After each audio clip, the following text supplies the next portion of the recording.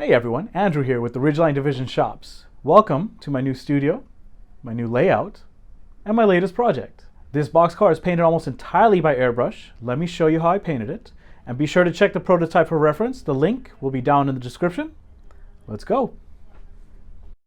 We begin, of course, with this prototype photo of BKTY 151081. Again, the link to the reference is in the description. Our model is an HO scale Athearn 50-foot FMC boxcar, from which I stripped the factory paint. And you will notice that these two boards on the model are in the wrong place relative to the prototype. There's a simple solution to this. In my case, I popped them off by prying a blade underneath and re-glued them in the correct places to match the prototype. While we're staring at the prototype photo, allow me to share the plan of action with you. The underlying paint is a sun-faded light blue, so we'll start there. The rust damage has a very light yellow-brown background, which will be step 2, and medium brownish rusting on top, which will be step 3.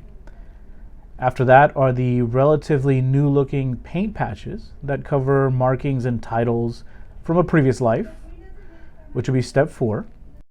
After we're done with the sides, we'll go on to the roof, which itself has 4 or 5 steps, depending on how you do it. So I'll call it 5, 6, 7, 8, and 9. Okay, so let's start with the blue base layer. I'm using an Iwata airbrush at about 15 psi of pressure. The plastic body was etched during the paint stripping process, so I skipped the primer and went straight to paint. I would also mention that painting the model without primer adds some variation to the colors, almost like pre-shading. In this case, the model is pretty clean, but you could see some leftover red paint in the corners and around the grab irons. I'm using Vallejo paints, as you can see in the upper left corner there. The blue color for the base is 8 parts electric blue, 2 parts ghost gray, and 1 part golden yellow. The gray serves to lighten up the color of the blue, and the yellow serves to both lighten up and fade the blue for that sunburned effect. Pretty standard technique here. Start light and apply heavier coats until you're happy with the coverage. We are not looking for an even and opaque layer of paint here, as it contributes to the weathering effect on the model.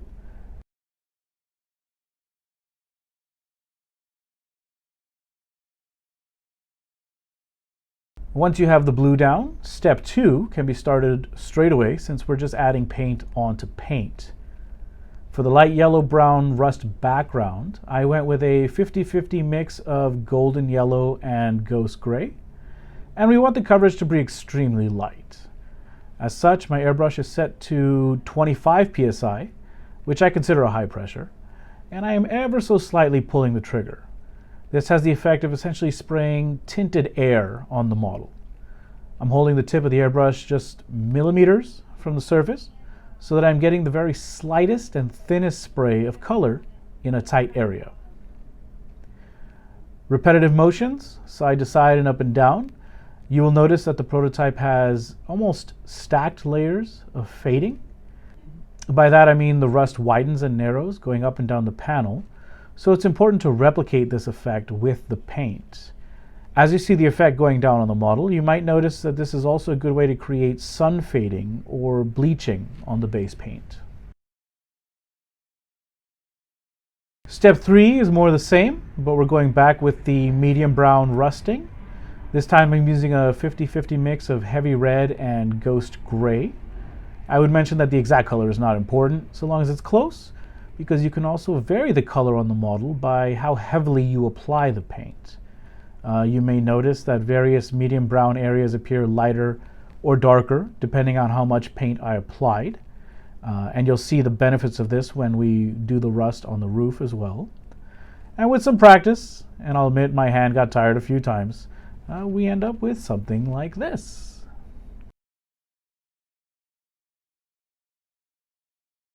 In previous steps, I was applying paint onto paint so I could go directly from one to the next. But to begin step 4, I have to be masking. So it's important to apply a clear coat onto the model and let it dry at least overnight before you proceed. I'm using Tamiya tape for precision masking around edges and details, and 3M automotive tape to cover larger areas on the model. A pro tip, cut the Tamiya tape into thin slices, and you can do some amazing things around corners and edges. I use a tweezer for precision application and a toothpick for burnishing.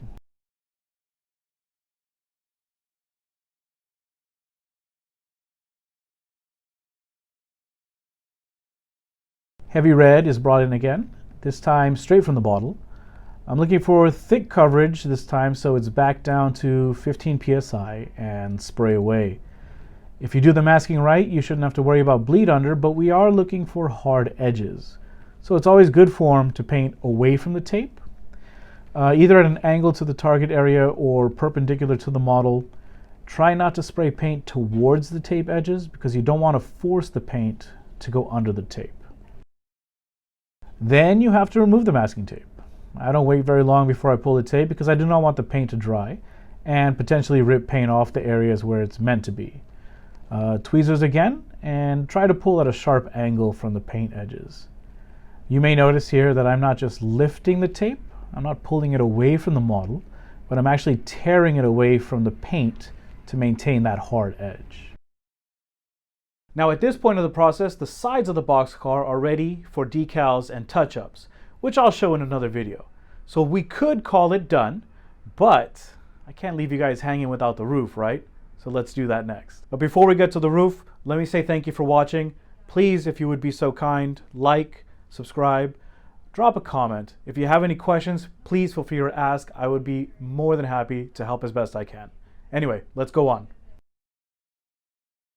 Because I couldn't see the roof in my original prototype photo, I used different prototype references of boxcars with the same roof pattern for inspiration.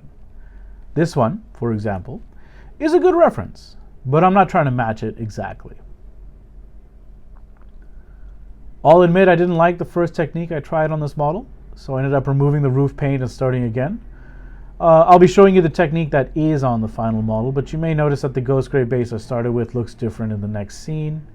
Anyway, step 5 is mask and paint the roof base, 15 psi, and send it. Now to my eye, rust has 3 distinct layers, but these 3 layers have to be blended to create a natural effect. The first layer is a very orange, very fresh rust, which for us will be step 6. In this case, I'm using rust straight from the bottle, but with a different technique now. I'm using 15 psi with light trigger pulls. As before, you can vary the effect of the color with how much paint is applied. For this layer, I am lightly spraying all over the roof. I'm not overthinking the pattern here, as it's meant to be subtle and widespread. Step 7 is the second layer of roof rust, which is more of a red color to me. Believe it or not, I'm using heavy red again, but this time on an orange tinted whitish base with light, uneven application. I am generally following the raised areas in the roof panels based on my reference, as that is where the rust is heaviest, but also throwing lighter paint generally around the roof. Be sure to paint both sides of the raised areas as they will create paint shadows. I'm right-handed, so the left sides of the raised areas won't receive paint unless I turn them all around and paint from the other direction. Step 8 is the third and final layer of rust, which is a brown to my eye, and I've always felt that burnt umber is as close as it gets. As before, I am generally following the raised areas on the roof, and, as before, you can vary the effect of the paint by spraying more or less heavily in different areas. The heavier areas of paint indicate full-on rust, but again, it is very important to blend the colors lightly for that natural effect. Finally, step 9. My prototype reference has what appear to be hand-painted lines of what I'm assuming is a sealant or maybe an adhesive between the roof panels. If you know what that material is, please let me know in the comments. Anyway, as it looked hand-painted to me, I figured the best way to replicate the effect would be to hand paint it. So here we go, once again with Ghost Gray, but this time applied with a paintbrush.